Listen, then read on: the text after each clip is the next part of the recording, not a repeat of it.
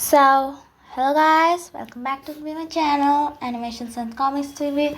Maria speaking, and today I'm going to read the chapter number 3 of Seal Divine Throne, where we will see Long Hao Chen going back to his home, meeting his mother, and also maybe we will be able to know the identity of the mysterious senior who was standing beside Balza when Long Hao Chen exited from the Odin Hall. Senior, I don't know. As soon as he saw that middle-aged man, Balza hurried to salute him. This middle-aged man came to Odin Hall a few days earlier, so he was not sure of this man's identity and circumstances, and only knew that he was a figure from the group of knights coming from Hawaii City. The middle-aged man looked back, saying indifferently, "It is because his mental capacity is different from ordinary people's. Otherwise, how do you think how he could display that kind of talent?"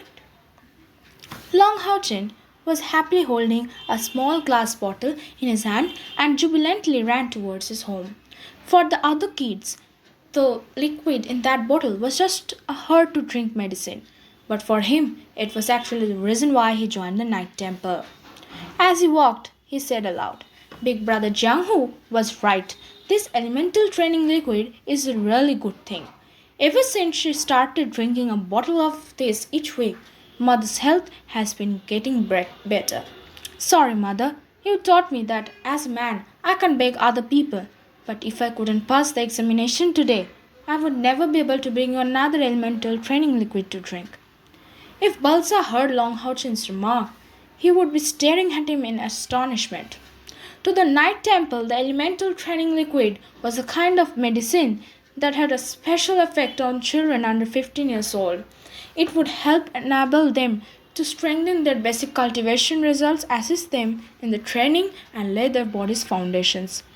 The reason why Long Hao Chen had almost failed the examination today was that he didn't drink any elemental training liquid at all. All of it was given to his mother 1 year ago. He was just a thin and weak little boy, and today he had to make intense efforts in order to break through the 10th spiritual energy level since he had given to his mother to drink the elemental training liquid that was supposed to support his spiritual energy's cultivation. To that 9-year-old kid, in terms of difficulty, going through the trial completely surpassed the hurdles of the examination to become a standard knight. The sunlight fell on Long Hao Chen's body, which shone with a golden luster that seemed to have emerged from the bottom of his heart. Long Hao Chen's home was located on the western side of Odin. He even had to cross a river to reach it. Quickly, he passed over the wooden bridge. However, he didn't go straight home, but went along a little road that gave access to a forest that was west of Odin. Every time he got the elemental training liquid, he would first pick up some vegetables. Before he could give it to his mother to drink, he had mixed the medicine with some wild vegetables, producing a soup with a strong taste. As he went through the forest, he quickly got to work. These last few years, Long Hao Chen and his mother depended on each other. Even in Odin Town, their household was the poorest one, and as the child of a poor person, he had to take care of the chores early on. I'm sorry. Whereas a lot of children of the same age only knew about playing every day. He needed to help his mother so that he could help share in some of her pains. Although mother and child were relying on the mother's meager income from sewing clothes every day for the life expenses, Long Hao Chen felt that his life was quite happy. After a while, quite a few herbs were piled up. Long Hao Chen had become quite familiar with them, and although they were only wild herbs, their flavor was not so bad. He knew that because, since infancy, he had eaten a lot of them. As Long Hao Chen was preparing to pack these up before going home, he suddenly heard a low-pitched puff sound that startled him. Actually, the forest was not so peaceful. There were occasionally some wild animals in it. Long Hao Chen looked in the direction from which he heard the sound. Long Hutchin looked in the direction from which he heard the sound and saw a faint, small figure that seemed to have fallen down. Urged by his curiosity, he cautiously walked towards it. After several steps, he saw that the shadow that had fallen in the forest was actually no wild animal, but was unexpectedly a little girl. The little girl seemed to be 7 or 8 years old, had a delicate appearance and short purple hair.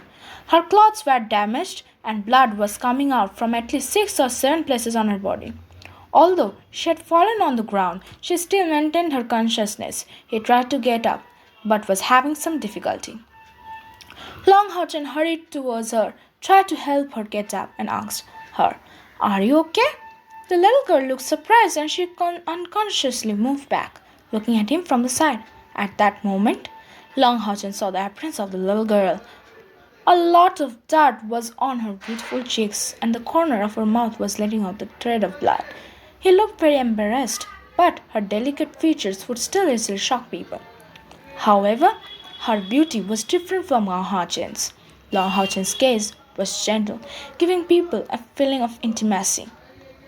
That little girl, however, had a stubborn and cold gaze, and as she suddenly stared at him, Long Hutchin couldn't help shivering. Seeing Long Hutchin, the little girl looked surprised. She didn't know if it was because her affinity for Long Hutchin was good enough. However, she had quickly come down. "Are you okay?" Long Hutchin asked one more time. The little girl lifted her hand reluctantly and wrote a line of words. "I can't speak. Bad people are chasing me. They will arrive soon. Sister, save me." Looking at the words written in front of him, Long Hutchin was shocked. But when he heard the last words, she wrote a few black lines appeared on his forehead. "It is brother, not sister." After defending himself in one sentence in a depressed tone, he lifted the little girl up, full of determination. Since he was able to pass the night's examination, his strength was already at the level of an adult's. Plus, the little girl's body was especially light, so when he held her, he did not find her heavy at all.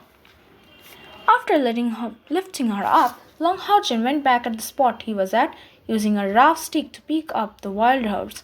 But at that moment, the little girl anxiously pulled the lapel of his clothing. Long Hutchin gawked at her as he hurriedly placed her on the ground, and the little girl trod quickly on the ground. "I feel their presence. They will arrive soon. They can track my scent. Go quickly, otherwise it will be too late."